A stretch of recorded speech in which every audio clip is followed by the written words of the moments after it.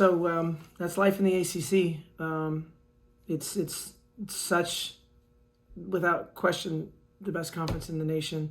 There's no way that North Carolina hasn't had a win yet in this conference. I mean, they are so good, and they played so well in the non-conference, and it's just tough. It's who you play, when you play them, and where you play them. But I tell you, they're really talented, well-coached, organized, physical, and we just played our guts out. I mean, I think we needed an inspirational performance without having Des there, and I think a lot of people took that on. I think for sure Jazz Roberts took advantage of her opportunity to get in the starting lineup, but then I think Hannah Cavender was really special for us, and Lazaria Spearman, incredible. So I believe we had 19 points off the bench and a heck of a lot of rebounds as well, about 15. So the bench keeps coming through for us, and we keep trusting them. And I think it's hard to scout us because,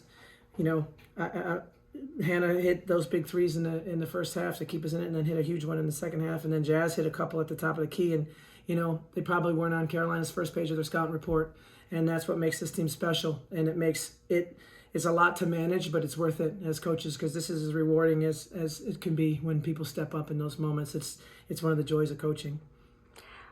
How important is it to have that kind of depth in the ACC going into these big-time games? We've got another one on Sunday against number 9 Virginia Tech. Destiny Harden is the heart and soul of this team, and it was not good news, knowing that we didn't have her, and to see to see the talent, and just had to reinvent ourselves a little bit. I had a little bit of trouble making some calls down the stretch because I'm so used to having Des as an option. But I thought Lazaria Spearman, I mean, boy, did she come through in the stretch, and then Haley's always going to be really reliable. But our defense, I mean, I think that's almost 20 points below their average. I believe we held them almost 20 points below their average, and I think there was about 8.5 minutes in the third quarter where they did not score a field goal on it, except that we fouled them at the buzzer there.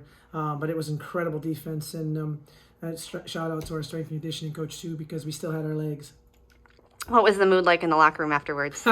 It was really happy. They were really happy.